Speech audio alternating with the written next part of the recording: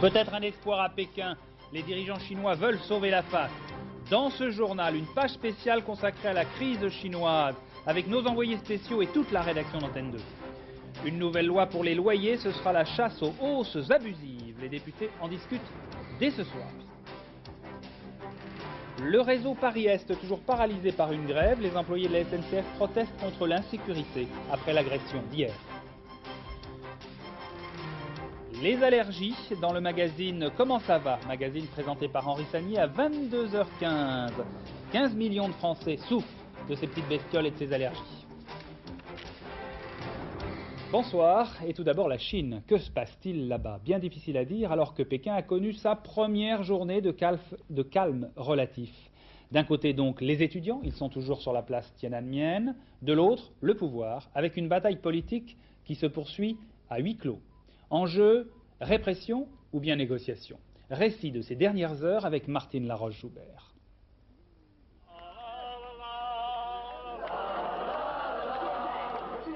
Faites l'amour, pas la guerre, un slogan comme réinventé par les étudiants chinois plus de 20 ans après le mai 68 français. L'euphorie après la nuit de toutes les rumeurs. D'abord, celle d'un ultimatum. La radio des étudiants les alerte. Opération de nettoyage prévue par l'armée pour 5 h du matin. La télévision officielle chinoise dément, mais sait-on jamais. En bus, en vélo, en moto, ils déferlent vers la place Tiananmen, bien décidés à ne pas se laisser intimider aux cris d'abat la dictature, la liberté ou la mort. L'heure fatidique arrive, aucune intervention. L'armée ne bouge pas et l'aube se lève sur ses convois immobilisés. On raconte que 7 généraux ont refusé d'envoyer leurs troupes dans le centre-ville. Ce matin, le Premier ministre Li Peng joue, semble-t-il, ses dernières cartouches. Une pluie de tracts largués par hélicoptère s'abattent sur la place Tiananmen. Ils appellent à la mobilisation contre les grands désordres et justifient sa décision d'envoyer des troupes pour restaurer l'ordre, immédiatement déchiré. Dernière initiative surprenante. Les autorités viennent de proposer un billet retour gratuit aux étudiants pour les inciter à revenir chez eux. Après la loi martiale, un voyage en train, la force le dispute au dérisoire, signe du désarroi du pouvoir. Voilà donc ce qui s'est passé au cours de ces dernières 24 heures. Sur place, nous sommes maintenant à Pékin, il est 3 h du matin, actuellement nous sommes maintenant en pleine nuit. Sur place, notre envoyé spécial, Georges Bortoli, qui est donc au cœur des événements. Georges, est-ce qu'on entrevoit maintenant une issue à cette crise? Écoutez, il y a des petits signes qui quelquefois sont importants. Aujourd'hui, à Pékin, on a vu pour la première fois fonctionner une ligne d'autobus, alors que depuis 4 jours, la capitale chinoise n'avait plus aucun transport urbain. Le métro étant fermé pour que les soldats ne puissent pas passer par les souterrains du métro pour débouler sur la place Tiananmen et les autobus servant à faire des barricades. Bon, maintenant, les autobus commencent à être rangés le long des trottoirs et ils recommencent même à marcher. Donc, les gens de Pékin auront quelque chose d'autre que leur seule bicyclette. Alors, à part ça, je reviens des environs de la place Tiananmen. La grande avenue qui longe la place est toujours noire de monde. Comme tous les soirs, il y a toujours la même foule. Seulement, voilà, c'est plus tout à fait le même. Georges, est-ce que vous nous entendez? Je crois qu'on a un petit problème de liaison. Vous disiez qu'il y avait un petit changement. Georges Bortoli? Ah, nous avons un petit problème. Je prends le téléphone. Oui. Voilà, alors nous n'avons plus malheureusement Georges Bortoli, mais comme dans la deuxième partie de ce journal, nous avons décidé de consacrer une page spéciale entièrement à cette crise chinoise, je présume que Georges Bortoli nous en dira un petit peu plus sur ce qui se passe actuellement à Pékin. Je l'ai eu tout à l'heure au téléphone et il me disait qu'on entrevoyait effectivement un espoir de solution, car le régime semble vouloir sauver la face. Nous y revenons donc dans quelques minutes. Voyons tout de suite le reste de l'actualité en France, par exemple, avec le trafic ferroviaire du réseau Est de Paris, qui est toujours très perturbé. C'est un mouvement de grève des cheminots et des contrôleurs qui protestent contre l'insécurité dans les transports. Hier, 3 d'entre eux ont été agressés dans un train de banlieue entre Meaux et Paris par une trentaine de voyous. Ce soir, des discussions se poursuivent entre la direction et les grévistes, mais le problème n'est pas réglé. Claude Crespo, tout de suite. Pas de titre de transport à composter aujourd'hui gare de l'Est. Trafic presque nul, notamment sur le réseau Petite Banlieue. Après l'agression d'hier dans le Paris-Meaux, les agents de contrôle sont en colère et réclament à nouveau davantage d'effectifs. Actuellement, en dehors du conducteur, un seul cheminot par train. Lorsqu'on travaille à 2 agents, il y a un certain nombre de choses, de rapports humains qui peuvent être échangés, qui ne le sont plus lorsqu'on est tout seul dans un train et qu'on a affaire à des voyageurs qui ne sont pas des ennemis, hein, que ce soit clair, mais dont certains nous considèrent, nous, comme étant des ennemis. Je ne crois pas que le fait d'être à 2 par train soit de nature à régler les problèmes de sécurité. Dès hier, des CRS étaient sur place, une patrouille de surveillance et de contrôle, notamment aux heures difficiles, c'est-à-dire surtout le soir. Autre innovation, la nomination d'un monsieur sécurité transports en commun dans chaque département. Ce policier assurera la liaison entre les responsables des sociétés de transport et les autorités. Il prendra des décisions ponctuelles en cas de problème. Il pourra par exemple exiger des effectifs supplémentaires ou dans un train installer des brigades anti-pickpocket en civil. Nomination de ces fonctionnaires dans les 48 heures, mais aujourd'hui, côté négociation syndicat-direction, rien n'est sorti et demain, quelques 75 000 banlieusards risquent de rencontrer beaucoup de difficultés pour venir dans la capitale. Les loyers en question à l'Assemblée dès ce soir. La loi Mermaz va sans doute remplacer la loi Méhaignerie. Pas de blocage des loyers, mais une sorte d'encadrement avec notamment interdiction de hausse de loyer en fin de bail et puis d'autres dispositions qui empêchent les locataires de se faire assommer par les propriétaires. Car cela arrive tous les jours à Paris. Enquête de Jean Pézieux. Ce groupe de 80 logements privés a été construit avec des prêts publics plus des prêts employeurs. Une construction moyenne, voire les façades, les escaliers, identiques en tout cas à celles des logements sociaux. Les loyers étaient donc plafonnés et réservés à des gens modestes. Parmi eux, Angèle Cagnoni. Elle habite ici depuis 10 ans à 2 pièces, loyer 800 francs. Mais arrive la loi Méhaignerie, qui doit maintenant jouer pour elle. Le gérant demande 80% de hausse, soit 100 francs de plus cette année et 600 francs dans 6 ans. Angèle a refusé, ainsi que 30 autres locataires. Quand j'en suis à faire des économies sur l'eau que je consomme, sur l'électricité que je consomme, sur le téléphone, je me prive de relations avec mes amis et ma famille, eh bien, je ne peux pas admettre qu'on ne revienne pas à des normes de loyer plus compatibles avec les revenus des gens. Nous avons des petits revenus, nous avons beaucoup aussi apporté à l'économie française. Et je pense que finalement, nous ne sommes pas payés de retour. Je crois qu'on nous a sacrifiés. Les gens qui gagnent entre 4 500 francs et même 6 500 francs, nous sommes les sacrifiés de la nation. La nouvelle loi va rassurer Angèle. Le gérant, pour justifier la hausse, cite des 2 pièces du quartier qui se louent 2 500 francs. Mais leur confort est supérieur au logement d'Angèle. La nouvelle loi ne permettra désormais de hausse que pour des logements comparables. Elle va d'autre part donner un sursis à 600 000 logements dont le bail expire le 24 juin. C'est le cas dans cet immeuble. Les baux seront prorogés de 6 mois afin qu'ils puissent bénéficier des mesures nouvelles, plus favorables qu'aujourd'hui aux locataires. Aussitôt après ce journal, événement politique sur Antenne 2, c'est l'heure de vérité. L'invité ce soir, c'est Jean-Marie Le Pen, leader du Front National. Dans le dernier sondage publié par la Sofres pour les européennes, bien sûr, un sondage pour les dernières nouvelles d'Alsace et la République du Centre-Ouest, eh bien, M. Le Pen obtient 10% aux européennes. C'est la liste Fabius qui arrive en tête avec 29%, devant Giscard 28%, Simone Veil 12% et les Verts 11,5%. Les communistes, pour leur part, n'obtiennent que 7%, toujours selon ce sondage Sofres. Le congrès de la CGT, il s'est ouvert hier par le discours fleuve d'Henri Krasuki. La discussion a commencé aujourd'hui plutôt dans le conformisme, avec cependant une fausse note, l'intervention du dernier socialiste au bureau confédéral, Véronique Auger. Est-ce la chaleur propagée par l'immense verrière? De toute la journée, les délégués CGT ne sont guère sortis de leur torpeur. Rien à voir avec les débats mouvementés des congrès de force ouvrière ou de la CFDT. La plupart des intervenants ont décrit leur action sans dévier de la ligne. Georges Segui et le député communiste Valbon sont venus dispenser la bonne parole avant les élections européennes. Il a fallu attendre le discours d'une toute jeune infirmière pour entendre la première critique sur ce qu'elle appelle le bateau CGT. Au bout de quelques temps, je me suis rendu compte que ce bateau était un peu lent. Leur façon de pêcher, parfois archaïque, et surtout leur filet un peu usé, laissait trop souvent passer les jeunes, pour peu que l'on n'ait pas purement et simplement oublié de les repêcher. Pas plus tard que la semaine dernière, une jeune adhérente me confiait que sa mère avait adhéré à la CGT avec l'envie de faire quelque chose.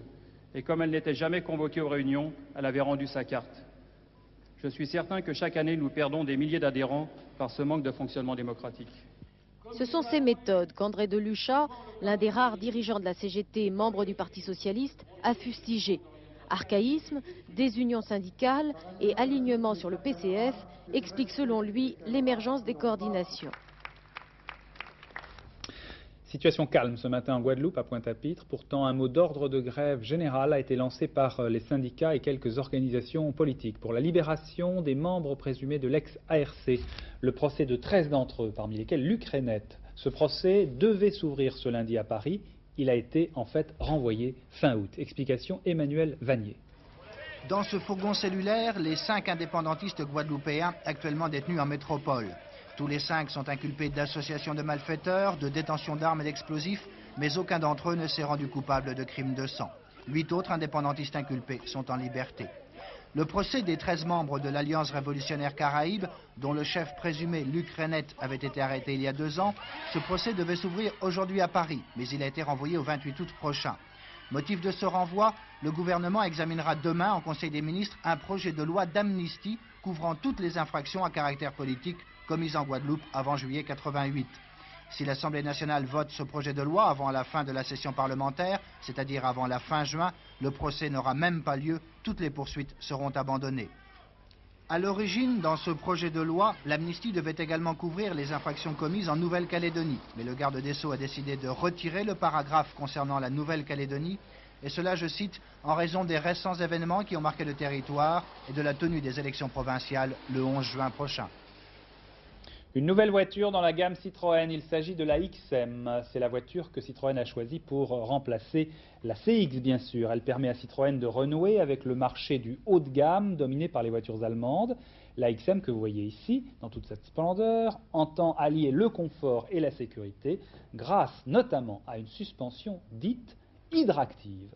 Cette voiture sera produite à 100 000 exemplaires par an dans l'usine de Rennes et vendue entre 140 000 et 200 000 francs selon les modèles. Ce sont les chiffres dont je dispose.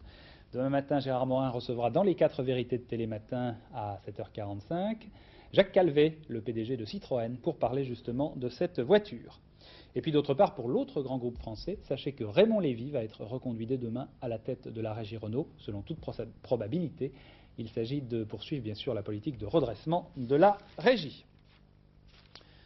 15 millions de Français qui souffrent d'allergies en France. Cela va du rhume des foins, que beaucoup connaissent, aux réactions aux fraises par exemple, ou aux poussières.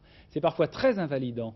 C'est pourquoi le premier numéro du magazine Santé Comment ça va ce soir sera consacré aux allergies. Henri Sagnier présentera cette émission accompagné de Jean-Daniel Flézaquier. Ils feront un tour très complet de ces allergies. En voici un exemple. Ce sont les animaux les plus domestiques qui soient. Ils grouillent dans toutes les maisons.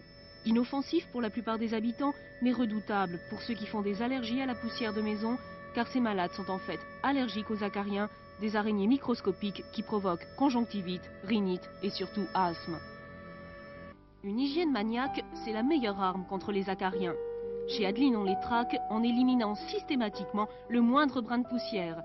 Toute la famille a dû s'y mettre. Moi, j'avais une poupée que j'avais eue dans une foire, mais elle avait tellement de grands volants que ma maman, elle a été obligée de la mettre à la cave parce qu'il y avait trop de poussière dedans. Alors maintenant, je l'ai plus dans ma chambre. Faut pas d'oreiller pour décorer, faut pas de tapis dans ma chambre. Enfin, pour décorer, il n'y a pas grand chose à mettre. Voilà, rendez-vous donc avec Sagnier et Flézaquier vers 22h15 après l'heure de vérité pour ce magazine Comment ça va ? La sécurité sociale pour tous les détenus, c'est ce que Pierre Arpaillange, le garde des Sceaux, a souhaité aujourd'hui. Jusqu'à maintenant, la santé des prisonniers était totalement prise en charge par l'administration pénitentiaire. La proposition est étudiée, mais pour l'instant, bien sûr, ce n'est qu'une proposition. Et puis au chapitre de la justice, le départ d'Alain Marceau, il va quitter la section antiterroriste du parquet de Paris. Voyons maintenant d'autres informations internationales de ce jour avec Éric Perrin. Le nombre de Britanniques résidant à Moscou va être réduit de moitié. Le ministère soviétique des Affaires étrangères a précisé que le quota autorisé serait identique à celui appliqué aux soviétiques présents en Grande-Bretagne. Cette mesure intervient après l'expulsion de Moscou de 8 diplomates et 8 journalistes anglais en réponse à l'expulsion par les autorités britanniques d'un nombre équivalent de soviétiques pour espionnage. Préparation au Maroc du sommet arabe extraordinaire sur la question palestinienne qui débutera demain. Un sommet marqué par le retour de l'Égypte après 10 ans de suspension. L'OLP et la Syrie, elles, s'affrontent. L'organisation de Yasser Arafat continue de prôner une solution négociée au conflit du Proche-Orient, alors que Damas campe sur une position très dure qui n'exclut pas la guerre avec Israël. Arrestation de 250 militants intégristes palestiniens dans la bande de Gaza. Les soldats israéliens craignent un durcissement de la violence. La semaine dernière, en effet, un tract signé par des militants de l'OLP appelant à tuer un Israélien pour chaque Palestinien mort est parvenu à des journalistes. Le porte-parole de l'OLP dément que la version officielle de ce tract comporte un tel appel.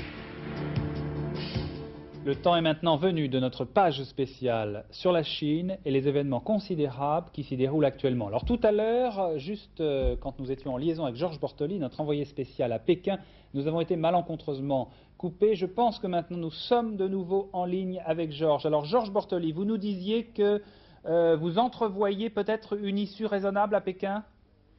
Georges ? Écoutez, l'atmosphère est à la détente.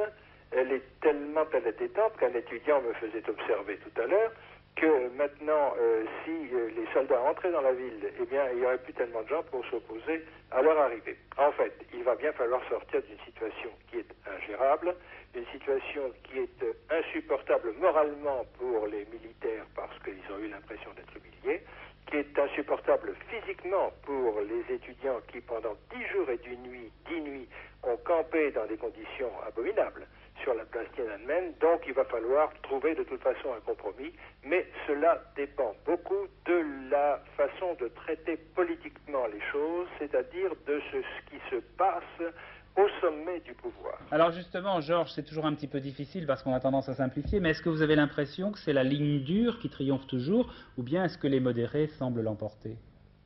Écoutez, pour l'instant, les hautes autorités brillent par leur absence, car depuis le discours dans lequel le Premier ministre Li Peng a annoncé la loi martiale, on n'a plus vu personne, ni à la télévision, ni ailleurs, aucune haute personnalité. Le gouvernement est silencieux, ce qui trahit un embarras certain. Bon, nous savons que depuis 4 ans, les autorités, les hautes autorités chinoises sont paralysées par la coexistence difficile d'une ligne conservatrice et d'une ligne libérale. La ligne conservatrice, c'est M. Li Peng, le Premier ministre, l'homme de l'état de siège. Il a fait un véritable coup d'État en éliminant son rival Zhao Ziyang, qui lui est de tendance beaucoup plus libérale. M. Zhao Ziyang a été mis aux arrêts dans un hôpital. Maintenant, le bruit court qu'on l'aurait vu de nouveau à son bureau.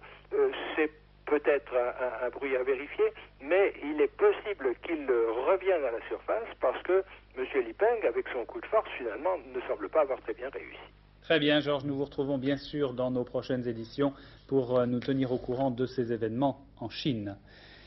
Notre souci ce soir, dans cette page spéciale que nous allons débuter maintenant, est de vous faire comprendre les raisons de cette crise chinoise, mais aussi les conséquences qu'elle pourrait avoir. Mais la Chine, c'est très loin. Nous en avons peu parlé ces dernières années, c'est vrai, car il était très difficile d'y aller. Alors un petit rappel historique s'impose, car pour trouver une crise aussi importante en Chine, il faut remonter aux années 60, à l'époque de Mao. Depuis sa mort en 76, les choses ont déjà beaucoup changé. Philippe Lefebvre. Le 9 septembre 1976, la mort du grand timonier et d'un empire idéologique. C'est lui qui a fait l'originalité de la révolution politique et économique de son pays. Il signera le grand bond en avant, la révolution culturelle et le petit livre rouge pour une expérience singulière du communisme. 1976, la Chine est un monde clos qui reste un mystère pour l'Occident. L'héritier gestionnaire Chou Enlai disparaît à son tour, mais la succession était une guerre déjà engagée par les radicaux. La bande des quatre, c'est le nom retenu par la postérité, est emmenée par la veuve de Mao. Les faux marxistes, les pratiques bourgeoises, les révisionnistes sont ses ennemis. Elle dit « Je préfère un train socialiste en retard à un train capitaliste à l'heure ». Ces jusqu'au-boutistes échoueront. Jiang Qing est accusée de mener une clique. La veuve de Mao est jugée, condamnée à mort, finalement graciée. C'est en août 1977 que Deng Xiaoping, le modéré, victime de plusieurs purges, est rétabli dans ses fonctions. Ce retour en grâce génère la transformation en profondeur du pays. Il y a une certaine libération des mœurs, une aspiration certaine des Chinois à la consommation. Le grand virage en 1978. son architecte Deng et un credo de 4 modernisations, agriculture, défense, industrie et transport. Les industriels occidentaux rêvent à ce marché, à son milliard d'hommes, tandis que Mao n'est plus dogme infaillible. La Chine de Deng veut conjuguer communisme et esprit d'entreprise. Depuis, les événements ont montré que Deng Xiaoping et ses dauphins comme Li Peng ont commis 2 erreurs, celle de vouloir aller trop vite, celle d'oublier la démocratie. Effectivement, comme l'a dit Philippe, le grand pari de Deng Xiaoping, c'était de moderniser le pays. Il y avait même eu, il l'a dit, un programme de 4 modernisations, plus une d'ailleurs, la démocratie, qui elle n'a jamais été appliquée. En fait, cela voulait dire, bien sûr, des réformes, des priorités, notamment économiques. Comment elles se sont traduites dans la réalité? Jean-Pierre Métivet, Bernard Puissosseau. Une entreprise modèle à Pékin, la seule qui n'ait pas fait grève lors de la révolution culturelle. Et pour cause, on imprimait ici le petit livre rouge de Mao. Aujourd'hui, on fabrique des machines pour l'exportation. Mais regardez ce qui se passe lorsqu'une caméra ne respecte pas l'itinéraire prévu. Un contremaître nous a vus et crie un ordre. Chacun reprend son poste de travail. La productivité la plus basse du monde, selon la Banque mondiale, c'est ici, en Chine, dans les entreprises d'État. L'autre pôle de l'économie chinoise, les investissements étrangers, encouragés depuis 10 ans. Ici, Peugeot, à Canton. Ou encore le secteur privé qui explose depuis 1984 et qui emploie un Chinois sur 10. Dans toutes ces entreprises, les candidats à l'embauche se bousculent. Le travail est bien plus dur, mais beaucoup de mes amis voudraient entrer ici car la paye est meilleure que dans les usines chinoises. Un bénéficiaire de l'ouverture sur l'étranger, Li Zuo, ingénieur chez Peugeot depuis 2 ans. L'an dernier, son salaire a doublé. Son 3 pièces est plutôt coquet pour un intérieur chinois. Lui pense, comme tout le monde, consommation.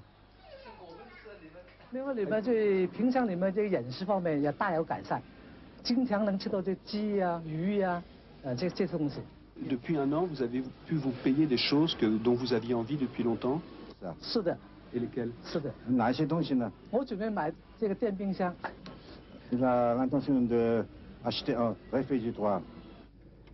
Bénéficiaires du retour à l'initiative privée, les paysans, qui peuvent vendre leurs produits sur les marchés libres. Pour un tiers d'entre eux, les revenus ont augmenté. Le signe de leur soudaine richesse près de Canton, les pavillons individuels qu'ils se font construire. L'empire du commerce privé, le marché libre, on s'y arrache ce qu'on ne trouve pas ailleurs. Mais le contre-coup de cette surchauffe, c'est l'inflation. 40% de hausse l'an dernier après 30 ans de stabilité des prix. Et puis il y a aussi les laissés pour compte, qui par millions arrivent depuis quelques mois dans les villes à la recherche d'un emploi. La modernisation engendre une double frustration pour les exclus, mais aussi pour ceux qui trouvent que les réformes ne vont pas assez vite et qui craignent un retour en arrière. C'est comme un moine cloîtré. Tout d'un coup, la porte s'ouvre et il se dit « Tiens, dehors, le ciel est bleu, il y a encore de l'herbe. » Alors si un jour on referme la porte, bien sûr, il ne verra plus rien. Mais l'important, c'est qu'il en garde le souvenir. On comprend mieux, je crois, avec ce reportage, le mécontentement des Chinois. Mais le détonateur de toute cette crise, c'est le mouvement étudiant. Ce sont eux qui ont déclenché les manifestations et ensuite ils ont été suivis. Il faut dire qu'en Chine, les étudiants ont un statut un peu particulier. Ce sont des hommes et des femmes respectés. Voyez le reportage de l'un de nos envoyés spéciaux en Chine, Bruno Ledreff et Michel Montponté. Sur le tableau de cette classe de français, écrit de la main même des élèves, un parrainage historique hautement symbolique, la Révolution française. Sur les radiocassettes des dortoirs, une musique bien éloignée de la tradition chinoise. Sur les portes des chambrées, des graffitis, des collages. Deng Xiaoping appelle tout cela la pollution néfaste de l'Occident, mais pour eux, ici, on a fermé les yeux. Ils sont 2 millions d'étudiants sur 1 milliard de Chinois à bénéficier de cette dérisoire tolérance dans leur vie quotidienne, comme si le pouvoir voulait s'excuser de ce qu'est justement cette vie quotidienne. 11 mois par an, 5 par chambrée, dortoir sale, exigu, sombre, du linge y sèche en permanence. Sur le campus, c'est le règne absolu de la bouteille thermo, il faut bien pallier comme on peut à l'absence d'eau chaude. Pour les douches, tant pis pour les frileux, pas de machine à laver non plus, ni de coin cuisine. Alors on patiente, on se console en se répétant qu'on est l'élite du pays et qu'on a tant de rêves à portée de main.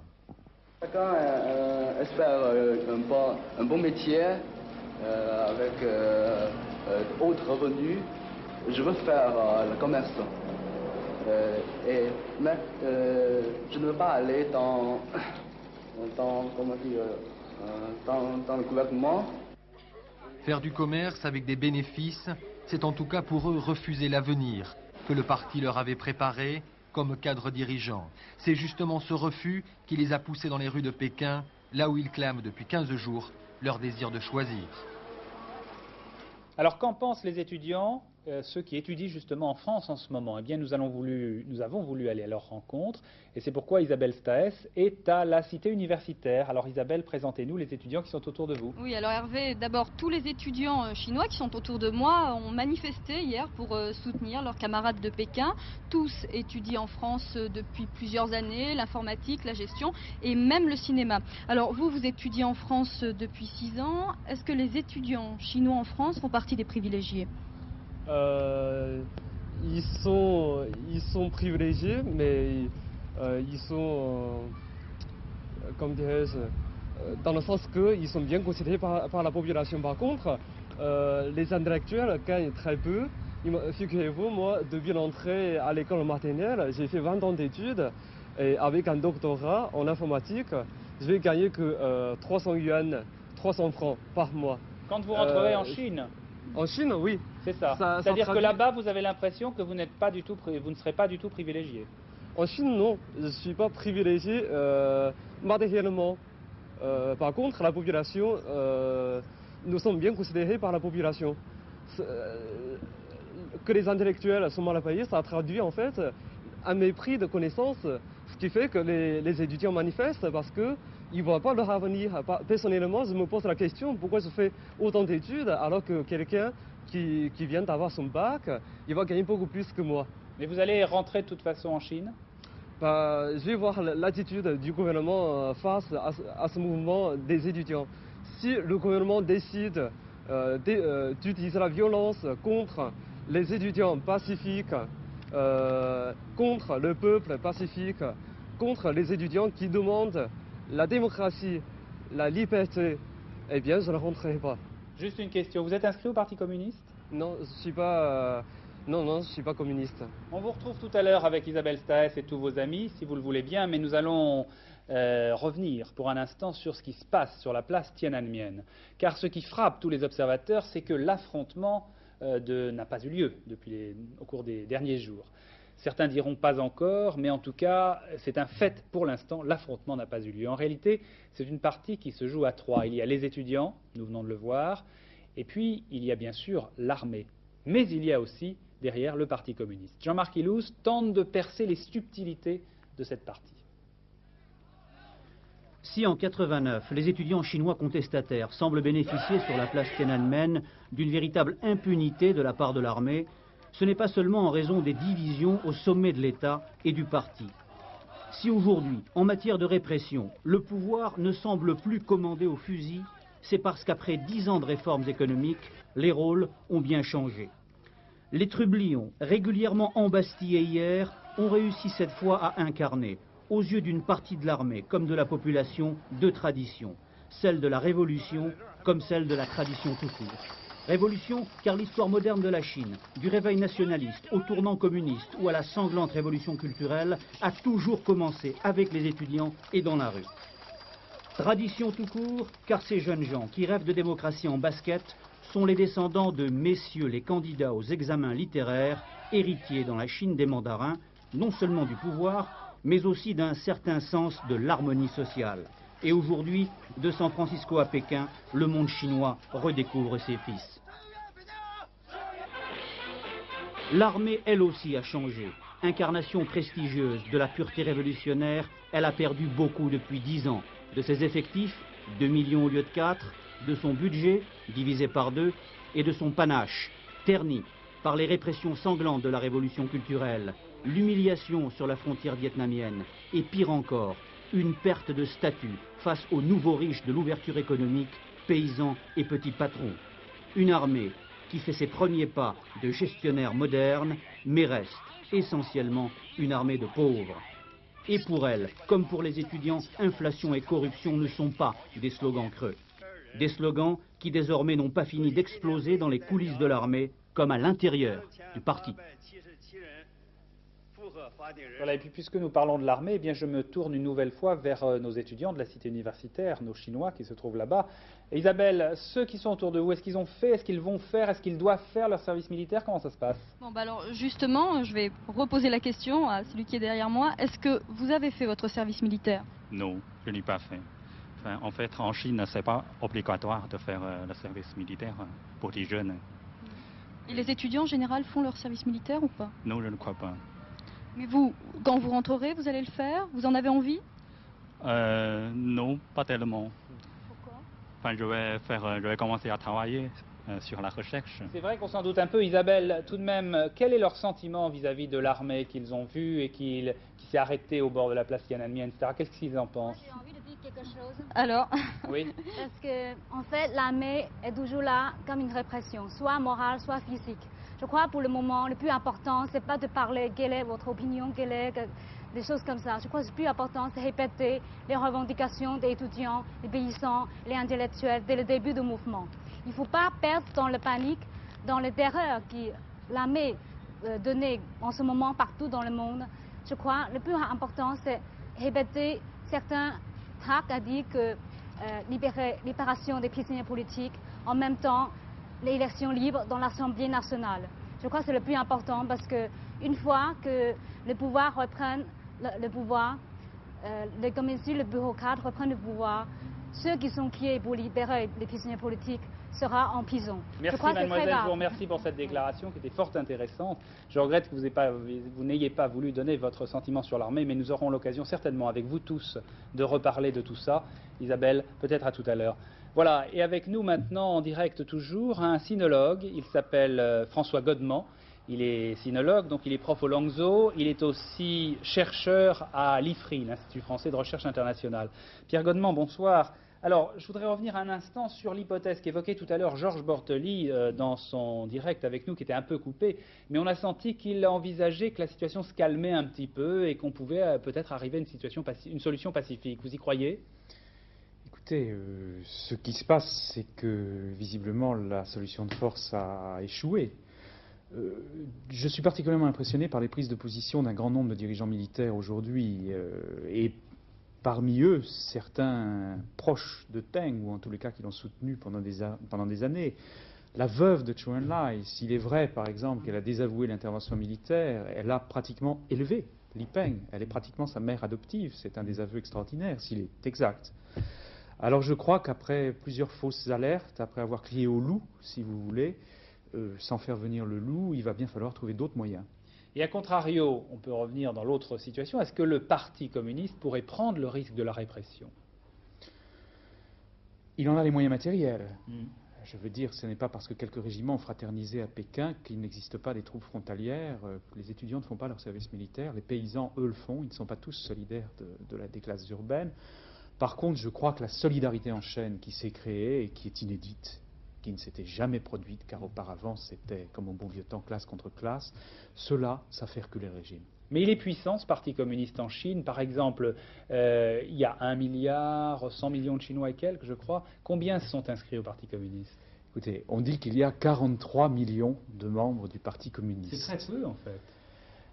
C'est très peu proportionnellement. Au départ du régime, c'était un parti d'élite. On y entrait difficilement. Maintenant, je dirais qu'on y accède du moment qu'on a une responsabilité et que ça ne veut pas dire grand-chose. Puis ce parti est démotivé, son idéologie ne se propage plus beaucoup, les relais, les organisations de masse sont mortes. C'est un parti en déclin. C'est un parti en déclin, effectivement, et puis surtout, c'est un parti divisé. On oublie trop qu'après tout, Zhao Ziyang, il est peut-être à l'hôpital, mais il n'a pas été destitué. Ainsi, il conserve beaucoup de partisans, la presse de Pékin l'a montré. Alors, il y a un autre problème, c'est qu'il y a des manifestations un petit peu partout maintenant. Toutes les provinces pourraient ne pas réagir de la même manière. Est-ce qu'on peut imaginer un éclatement territorial de la Chine? Éclatement territorial, ce serait aller trop loin, mais il y a actuellement un phénomène de double pouvoir dans le parti.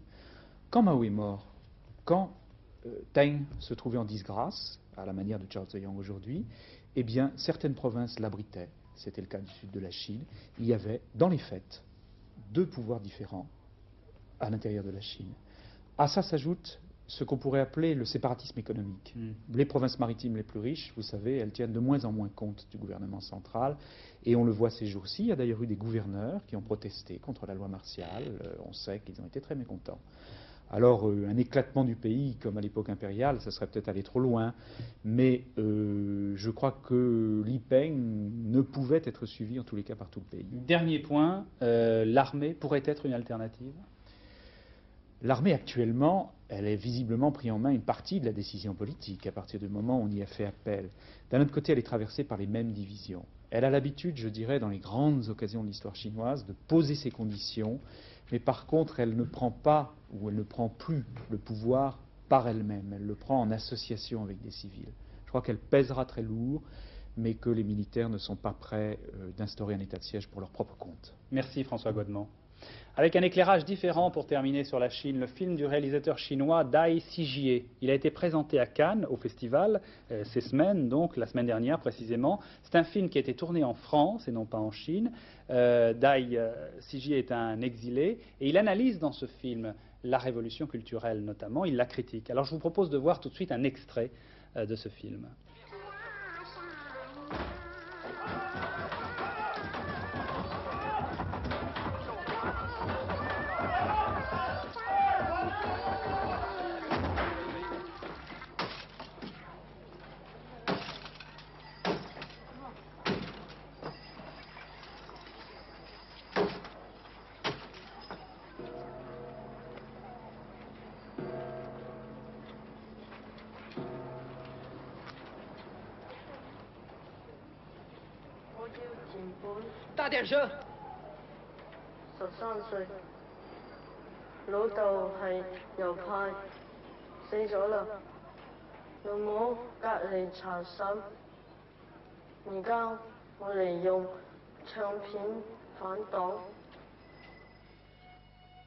Avec nous en direct et en duplex de Cannes, Dai Xijie, le cinéaste donc qui a fait ce film. Bonsoir monsieur. Bonsoir. Très rapidement, car nous arrivons à la fin de cette page spéciale, mais vous connaissez bien la Chine, vous êtes venu en France. Votre sentiment sur ce qui se passe maintenant? Je suis très heureux de voir ce qui passait en Chine parce que, comme vous avez tout à l'heure dit, moi je suis un exilé, non, je suis un Chinois, toujours avec passeport chinois, je suis venu comme un étudiant. Et des films qui s'appellent Chine Matuneur et qui racontaient ce qui passait dans un camp de rééducation pendant la Révolution. Ça, c'est déjà ma position avec ces films. Ma position était tout à fait, c'était très clair avec les étudiants. Mais dites-moi, est-ce que vous avez critiqué très violemment donc, la révolution culturelle dans votre film, assez violemment en tout cas. Est-ce que vous critiqueriez aussi le régime de Deng Xiaoping? Non, dans ce film, on montrait simplement critique, disons, c'est plutôt, on a montré une situation, un camp de rééducation, mais très stupide, une situation très stupide avec un chef stupide. C'est un conflit entre des situations stupides et un chef stupide avec des gens quelques-uns qui ont encore personnalité, qui sont intelligents. Mais c'était une conséquence de la révolution culturelle. Alors ma question, est-ce que vous critiqueriez aussi ce qui s'est passé après avec Deng Xiaoping? Non, dans ce film, on a montré, le film est fini, c'était des films passés pendant les années 66 jusqu'à les années 68. Voilà, et qu'à ce moment-là, Deng Xiaoping, je pense qu'il était dans un camp à peu près comme dans les films qu'on a montrés. Voilà, mais je pense, mais c'est pas ça qui était historique, c'est pas les éléments historiques qui est très important. Pour nous, ce qui est très important, c'est, je pense, c'est quelque chose qui une situation très stupide, politiquement très stupide, aussi quotidiennement. Voilà, qui est en train de changer. Écoutez, merci beaucoup Dai Xijie. On aura l'occasion sans doute de reparler avec vous et de voir votre film, j'espère, qui s'appelle Chine, ma douleur. Merci beaucoup. Et la transition est toute trouvée pour retourner à Cannes pour le festival. Suite et presque fin, c'est en effet demain que le palmarès sera connu un petit peu avant 20h, précisément entre 19 et 20h, en Mondiovision, le palmarès du festival de Cannes, présenté sur Antenne 2 par Michel Drucker. Alors bien sûr, dans le journal, nous vous en rendrons compte largement demain à partir de 20h. Mais dernier pronostic tout de suite de nos envoyés spéciaux. Grand vainqueur du Festival de Cannes cette année, le soleil qui ne nous a pas quittés. toute l'équipe qui a réalisé les sujets pour les journaux d'hiver est là réunie derrière moi. Et au sommet de la pyramide, le chef des opérations spéciales, Pierre-Henri Arnstav. Michel Strulovici assurait la coordination en relais avec Raymond Tortora, assisté par les Martin Sisters.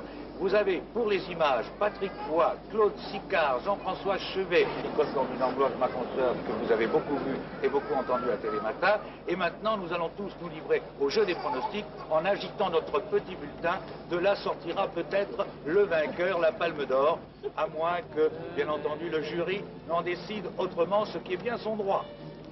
Pluie noire, du japonais Imamura, qui raconte les malheurs d'une famille irradiée à Hiroshima, est un des favoris. Bien que le réalisateur ait déjà obtenu la palme en 83 pour la balade de Nayarama, mais Coppola ne l'a-t-il pas eu 2 fois? Le plus applaudi par la presse, le film de Tornatore, Cinema Paradiso, un vrai régal avec Philippe Noiret. C'est un hymne à l'amour du cinéma, d'une part, et puis c'est le film d'une initiation, comme ça, d'un vieux projectionniste qui aide un adolescent, un enfant d'abord, et un adolescent à vieillir, à devenir un homme, et en même temps à apprendre à partager l'amour du cinéma également.